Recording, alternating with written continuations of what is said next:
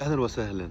النهاردة هنتكلم في نقطة خطيرة ومحتاجة شوية تركيز عشان تتفهم مظبوط.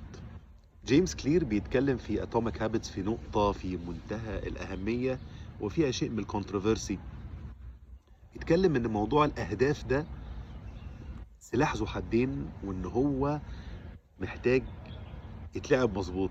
إن أنت تحط لنفسك أهداف دي حاجة كويسة، لكن تحقيق الاهداف بمجرد ان انت حطيت الاهداف دي، وان انت تتوقع ان انت هتعيش حياة سعيدة بمجرد ان انت حطيت اهداف، الكلام ده مش مظبوط من وجهة نظر جيمس كلير. وبالعكس هو شايف ان الكلام ده بيفاير باك جامد جدا. هو بيسوق بوينتس لوجيكال جدا في الموضوع ده، ولو قعدت فكرت فيها بالعقل كده هتلاقي ان فعلا موضوع الاهداف ده لوحده، وكلمة لوحده حط تحتها كذا خط، لان الاهداف لازم كل واحد مننا يكون عندنا اهداف هي اللي بتدرايف البرفورمانس. لكن ان انت تحط لنفسك اهداف من غير بقى ما تعمل النقطة المهمة من وجهة نظر جيمس كلير، وده انا بصراحة بقيت مقتنع بيها، من غير ما تحط لنفسك سيستم، الاهداف زي قلتها، بل بالعكس ممكن تبقى ليها اثر سلبي عليك. طيب، ايه اللي جيمس كلير بيحاول يقنعنا بيه على ان موضوع الاهداف ده لوحده مش كفايه؟ اول نقطه بيتكلم فيها بيقول: طيب لو الاهداف هي يا جماعه الحاجه المهمه، طيب ما الناس اللي بتكسب والناس اللي بتخسر والناس اللي بتحقق والناس اللي مش بتحقق كلهم عندهم اهداف. طب ايه الفرق ما بينهم؟ ما هو الاتنين عندهم اهداف. اكيد الراجل اللي خد المركز العاشر في سباق معين، او الراجل الاخير على الدوري، ما هو اكيد كان عنده اهداف، بس ليه ما عرفش يحققها زي اللي كسب؟ يبقى the difference is not the goal. طيب، نقطة تانية، بيقول إن موضوع الأهداف ده والتعلق بالأهداف هو موضوع مومنتاري جدا، موضوع لحظي جدا. تخيل إن أنت تقعد تشتغل على هدف لمدة سنة، هناخد شورت تيرم جول، ولما بقى يبقى يجي نهاية السنة يديني ويديك طولة العمر. هو بقى دي اللحظة بتاعت النجاح واللحظة الدرامية اللي كلنا بنحب نشوفها، وان انت تعيط وتقول انا تعبت قوي يا كابتن عشان اوصل للحظة دي. ايوه، طب السنة دي كلها انت هتفضل دريفن ازاي لغاية لما توصل للحظة دي؟ مش بس كده، طيب والهابينس، هل انت مستني بس اللحظة بتاعت تحقيق الهدف عشان تتبسط؟ طب والسنة دي كلها هتفضل متقدر وشغال وقرص على نفسك؟ ولا من وجهة نظر تانية بقى، ان انت تبتدي تتبسط بالبروسس اللي بتوصلك للهدف، وان انت تحط لنفسك tiny little goals of improvement every single day، وكل ما تاتشيف التايني little goals دي تتبسط، بحيث ان الهابينس تبتدي تبقى بروسس. الكلمة اللي انا زمان كنت بحبها قوي وما زلت، بس متهيألي فهمي ليها اختلف قوي، بتاعت happiness is not a destination, it's a journey. فعلا.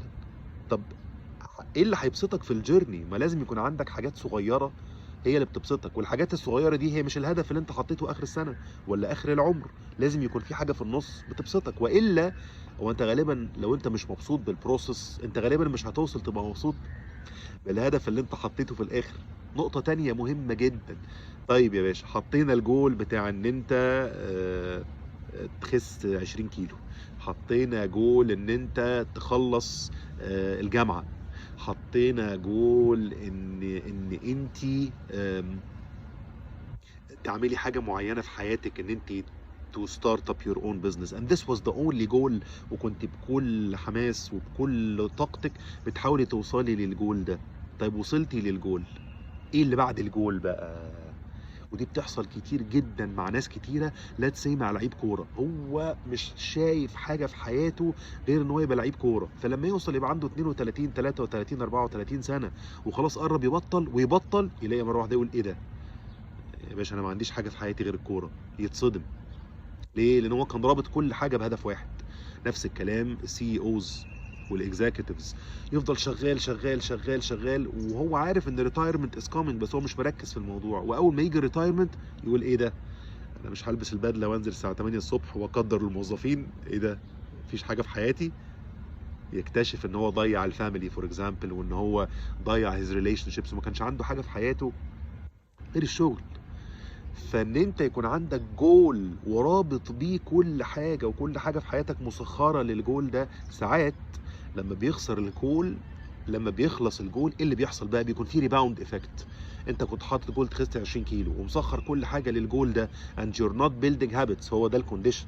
you're not building habits. انت مركز في الجول ان هو يحصل وخلاص. طب وانس ان الجول حصل بيحصل ريباوند، تلاقي ان انت بقى في خلال اسبوعين ثلاثه تروح مكسر الدنيا، وانا هاكل كل حاجه بقى، ما انا خسيت خلاص، I achieved the goal. فتلاقي ان انت تروح مكسر الدنيا فيحصل ريباوند. مكسر الدنيا قصدي بالمعنى السلبي، ان انت بقى تبتدي ترجع تاني للباد هابتس وتقول بقى خلاص خسيت يا باشا، I achieved the goal, let's celebrate. فتو fall into the trap of rebounding back into the same thing اللي انت كنت بتهرب منها. فالحقيقه موضوع الجولز ده موضوع controversial قوي مع اهميته، وان لازم كل واحد فينا يكون عنده جولز. لكن جيمس كلير بينبهنا لنقطه، ان building the system and building the habits that lead you to the goal من وجهه نظري ان هي اهم، لان ساعتها بيبقى تحقيق الجول هو تحصيل حاصل. انت تخيل ان انت قعدت لمده سنه او سنتين عمال بتبيلد وبتكومباوند هابتس. فلنتخيل مثلا انت عمال بتغير في التايني هابتس بتاعتك، بتظبط نومك وبتظبط اكلك وبتظبط مثلا، يعني انت بتقرا كل يوم دلوقتي، وبتظبط علاقتك بالناس اللي حواليك، وبتظبط علاقتك بربنا، عمال وكل يوم عمال بتحسن. طب ما هو ايه تتوقع ايه النتيجه بتاعت الكلام الجميل ده over let's say a span of 1 year؟ انت غالبا هتحقق اهدافك اللي كنت حاططها من غير ما اصلا تركز فيها. هتلاقي فروت، هتلاقي الفروت جاهزه، تقطفها بس. معلش خبطت الترابيزه. فنقطة جامدة جدا لما تيجي تفكر في موضوع الجولز، لما تيجي تقلب الجولز دي انتو هابتس، الحقيقة بتشيل من على نفسك بريشر بتاع الجول الكبير قوي اللي انت حاطه لنفسك. انا عايز اعمل حاجة كبيرة قوي. it turns into things that are very very small and very very minute and very very atomic. وهي دي كلمة اتوميك اللي هو بيستخدمها، ان هي صغيرة قوي، مايكروسكوبيك جدا، او even sub مايكروسكوبيك. تحس انت خلاص انت ماشي في اتجاه الهدف، بس انت مش مركز في الهدف قوي، انت مركز في العادات اليوميه اللي انت بتبنيها، اللي في الاخر هتعمل ايه؟ هتوصلك للهدف. معلش طولت عليكم، لكن النقطه دي كانت محتاجه شرح شويه، ويا ريت لو اي حد عنده يعني discussion about this point يشارك in the comments. I would love to discuss it with you. شكرا جدا ونراكم على خير.